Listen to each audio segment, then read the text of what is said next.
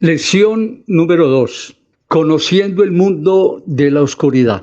Para el apóstol San Pablo era de vital importancia que el creyente estuviera atento y velar en forma constante para que Satanás no tome ventaja alguna sobre vosotros, pues no ignoramos sus maquinaciones. 2 Corintios 2:11.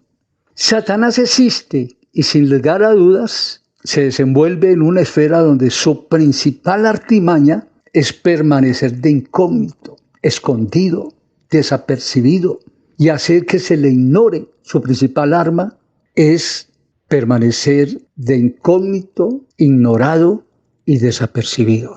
La respuesta al peligro no es ignorarlo, es colocando sus motivos, sus estratagemas al descubierto, cerrándole los espacios, limitarlo a través de un seguimiento sigiloso y vigilante todo el tiempo. Conocer el carácter y la naturaleza del enemigo nos puede otorgar una ventaja y una perspectiva más clara sobre el peligro que nos acecha. Estar atentos a todas las artimañas de Satanás no debe llevarnos a ningún otro motivo más que deshacer cada una de sus estrategias y artimañas. El interés por conocer el funcionamiento del reino de Satanás no debe sobrepasar más allá del interés científico por conocer una tuberculosis, la lepra o el cáncer. El conocimiento de estas enfermedades destructivas, sus características, sus causas, sus efectos, estrictamente nos deberá llevar a contrarrestarlas y erradicarlas. No a la fascinación por estar metidos e inmiscuidos todo el tiempo en el mundo de Satanás. Nosotros pertenecemos a otro reino, que es el reino de la luz. En él debe estar totalmente centrada nuestra fascinación. Vamos a estudiar un poquito sobre la lucha espiritual planteada por la palabra de Dios, lo que generalmente se le ha llamado guerra espiritual.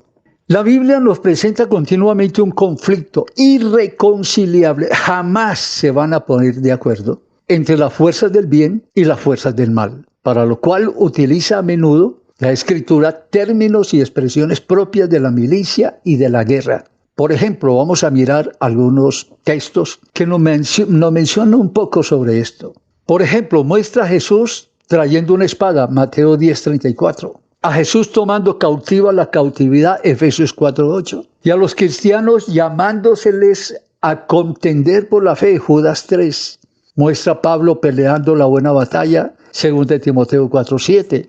A los cristianos utilizando la armadura de Dios, Efesios 6:12. A los cristianos utilizando las armas, 2 Corintios 10:4, 2 Corintios 6:7, 1 Timoteo 1:8, Romanos 13:12. Muestra en el cielo batallas y luchas, Daniel 10:13, Apocalipsis 12:7. Y nos muestra a Satanás reuniendo a las naciones en los tiempos del fin para la batalla final, Apocalipsis 20:8.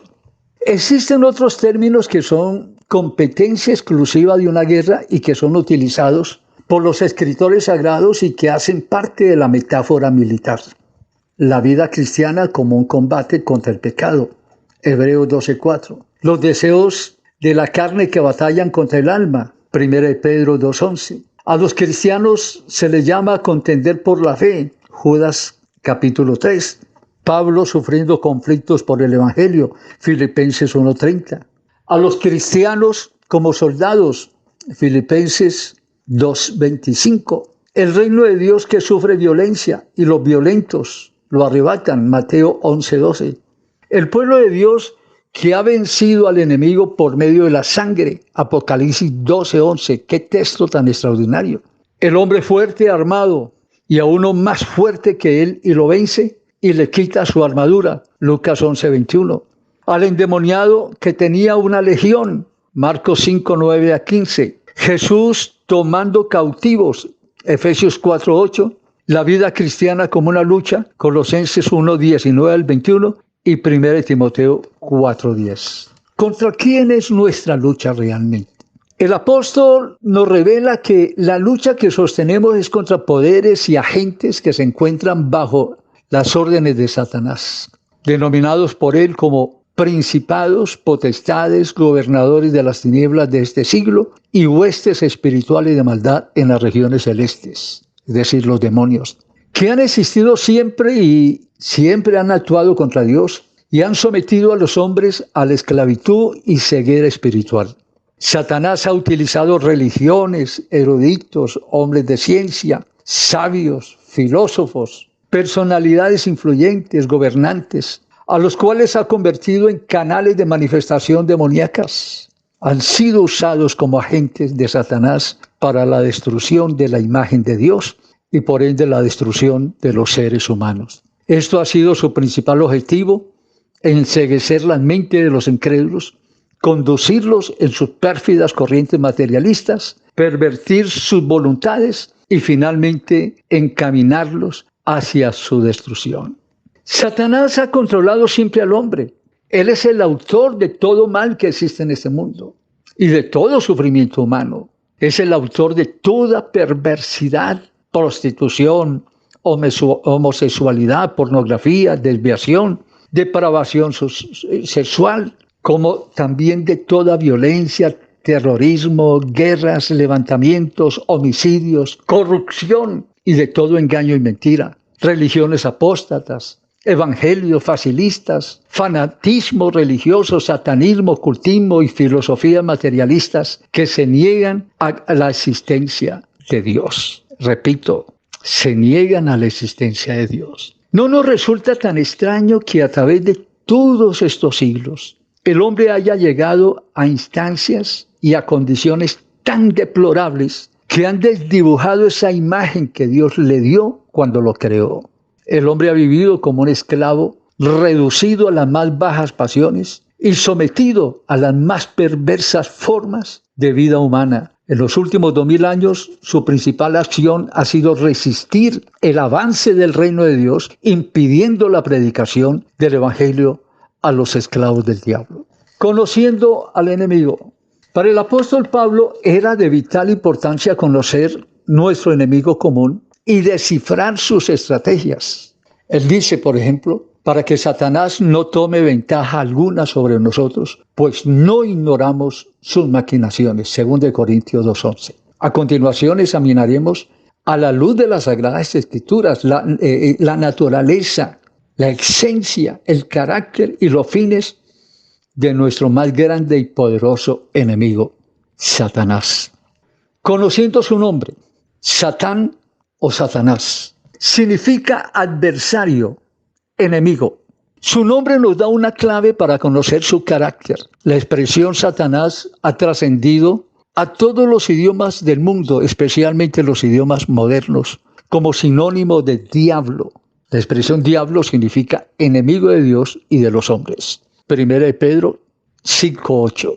El autor del mal que aflige a los hombres, la antítesis de Dios. Su hegemonía produce un mundo cuyas obras son malas.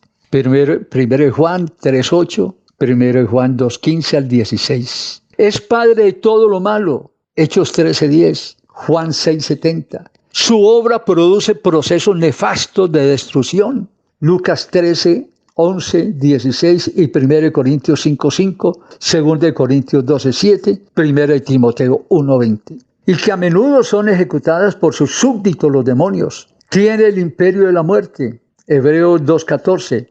Es el Dios con D minúscula del paganismo y del error. Hechos 13:10 y 1 Corintios 10:20. En los primeros días de la Iglesia Apostólica, las Escrituras lo presentan como un antagonista. Hechos 5:3, Romanos 16:17 al 20, 1 Corintios 7:5 y 2 Corintios 2:11. Los cristianos son guardados del mal, 2 Tesalonicenses 3:3. Le han vencido, 1 Juan 2:13. Se exhorta a combatirle con todas las fuerzas, Efesios 6:10. El libro de Apocalipsis presenta las últimas fases de su lucha final, Apocalipsis 22, del 7 al 18. Satanás será entonces vencido y atado por 1000 años en el abismo. Al cumplirse el tiempo, nuevamente reunirá a las naciones para una lucha final contra los santos y finalmente será lanzado en el lago de fuego, donde sufrirá el castigo eterno por todos sus hechos y junto a él todos sus ángeles. Y escuchen algo, y quienes no fueron encontrados en el libro de la vida, según Apocalipsis 20 del 1 al 10 y Mateo 25, 41. Se presenta en Apocalipsis como la serpiente antigua de Génesis 3, 1 al 5 y se le muestra como el gran caudillo de las huestes caídas, Apocalipsis 12, 9. Se le muestra como el tentador, Mateo 4, 1 y Juan 13, 2, 2 de Timoteo 2, 26. También se le presenta como el dueño de los reinos del mundo, Mateo 4, 8. Vanidoso, 1 de Timoteo 3, 6. Homicida y mentiroso, Juan 8, 44. Y en términos, a Satanás se le compara con otros dioses. Belial, que quiere decir impío, perverso y destructivo. Pablo utiliza esta expresión como personificación del mal y la antítesis, es decir, todo lo contrario a Cristo. Marcos 3, 22 y Mateo 10, 25, Mateo 10, 26. Un ajuste del nombre de Baal-Zebú lo muestra como el señor de las moscas, divinidad filistea cuyo santuario se hallaba en Ecrón.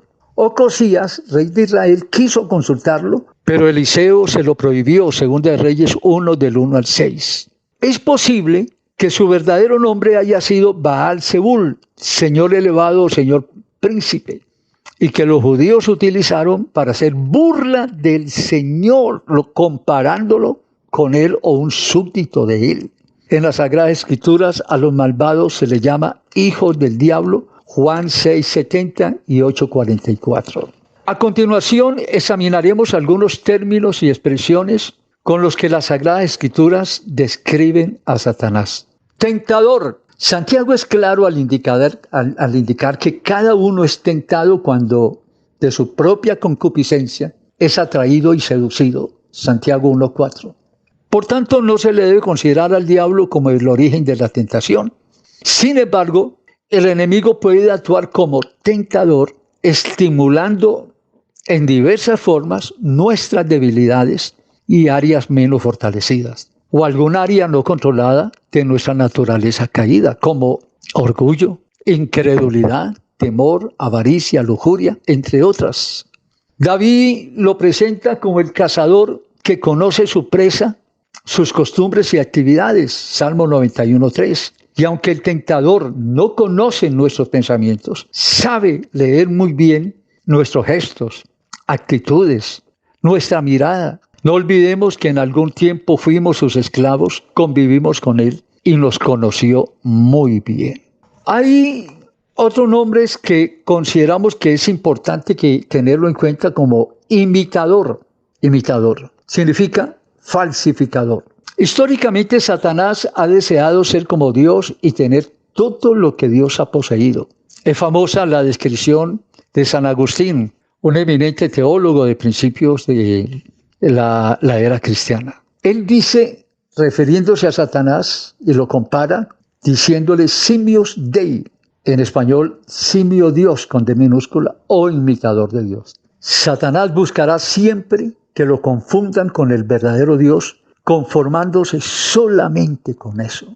Una reflexión más. Si la mentira no se pareciera tanto a la verdad, nadie sería engañado. Satanás se presenta como ángel de luz, a pesar de ser tinieblas. Su método de operación es la ilusión, la fantasía, lo deslumbrante.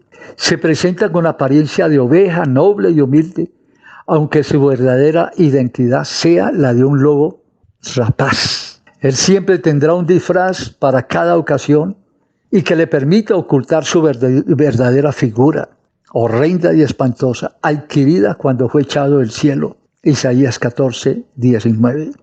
Si Satanás fuera hermoso, como muchos suponen, no tendría que disfrazarse o colocarse un disfraz que oculte su verdadera figura.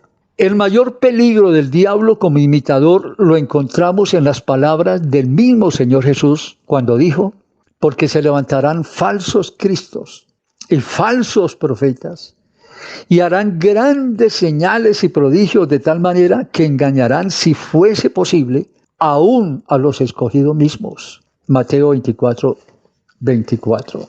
Un nombre adicional, adversario u opositor.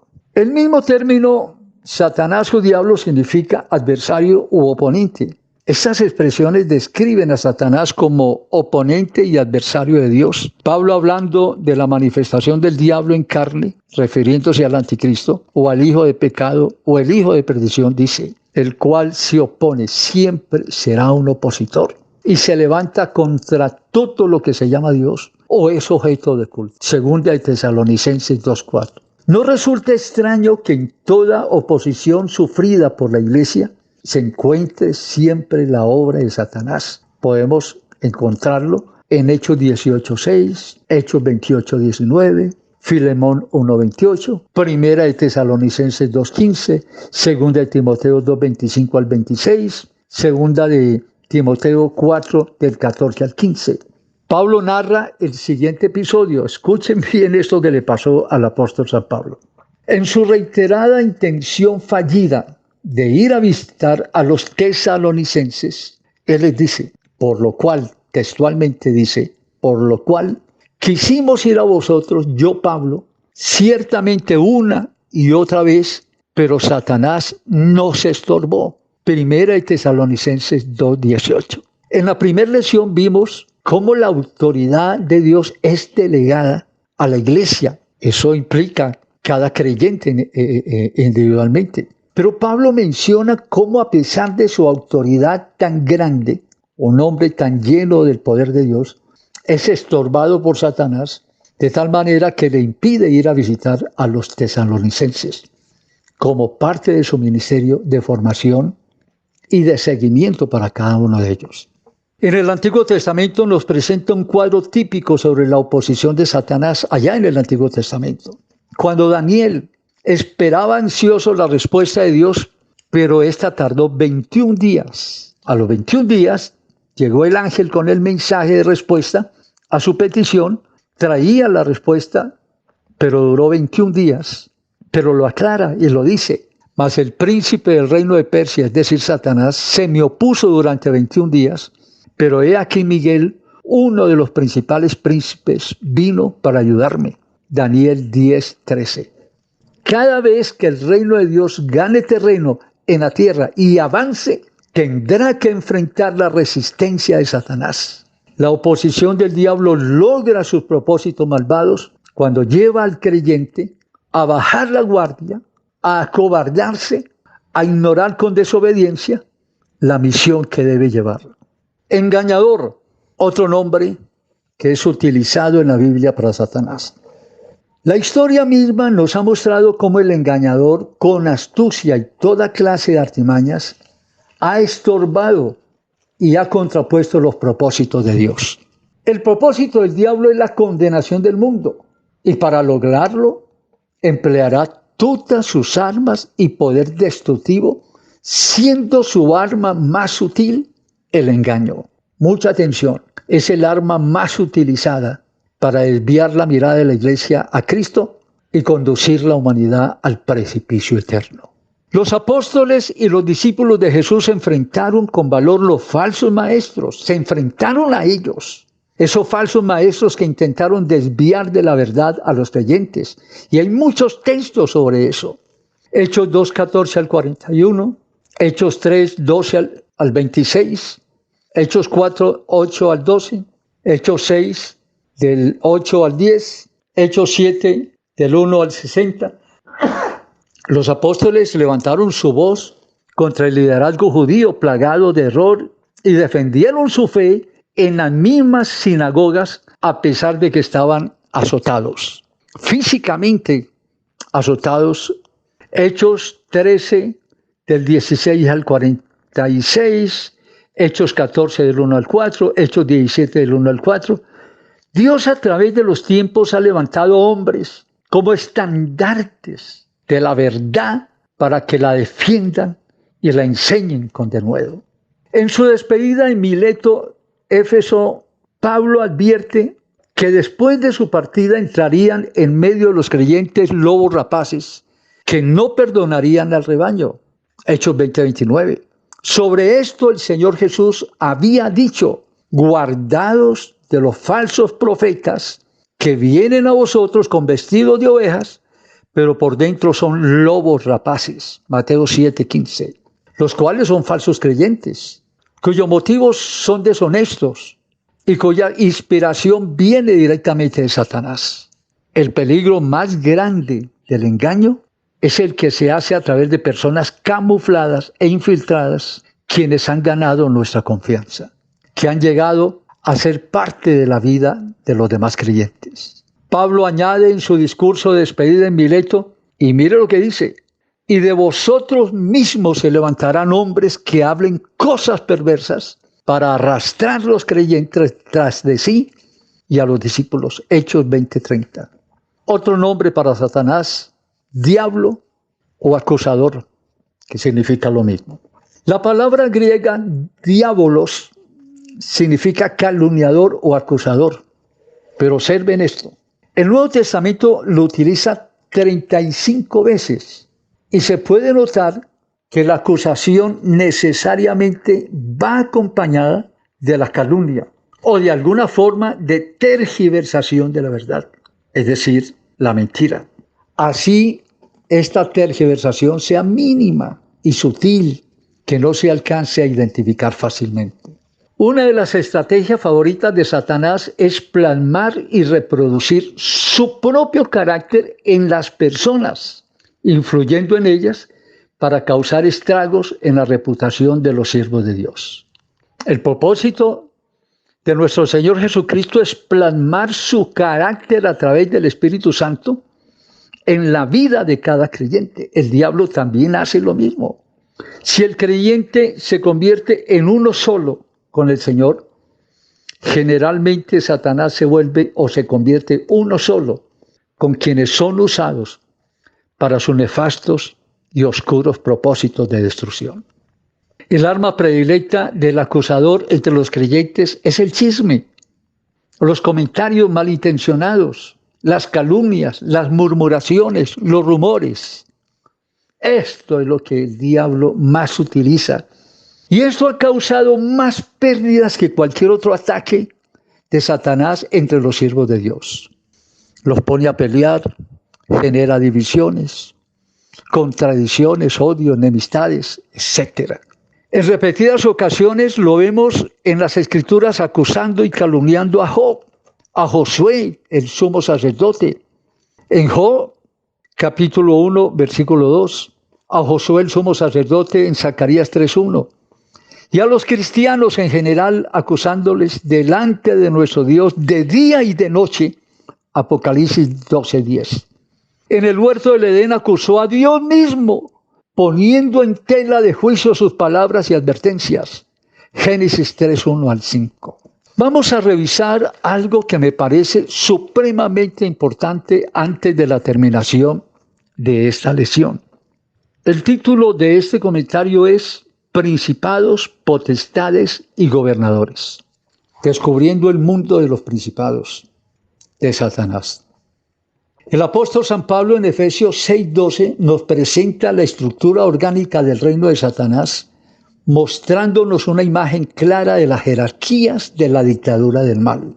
Comienza diciendo principados, en griego archai, que significa establecimientos y gobiernos espirituales sometidos a un príncipe de más alto nivel, los cuales principados están puestos por Satanás sobre las naciones o sobre grandes territorios sobre la tierra y ejerciendo control y dominio en las mentes de sus gobernantes. Él se mete como principado, se mete en la mente de los gobernantes. Potestades, exousia, ya lo examinamos anteriormente en la lección número 1, la expresión exousia. Son fuerzas espirituales o concentraciones de poder ideológico que predominan sobre las culturas e influyen en los aspectos más decisivos y determinantes de las naciones. Gobernadores, en griego cosmo-caratores, cosmo de mundo, caratores, dirigentes. Son entidades poderosas radicadas en el área del cosmos, en el segundo cielo, espacio sideral, y que están al servicio de los príncipes de Satanás para la obtención de sus propósitos de dominio mundial. Son los responsables directos de la multiplicación de las religiones erróneas en las naciones, ideologías ateas y materialistas cuyo fin es el extravío y perdición de los seres humanos. Examinemos un poquito al príncipe Miguel, examinando un poco la estructura orgánica del reino del Señor, para hacer una breve comparación con los príncipes del reino de Satanás.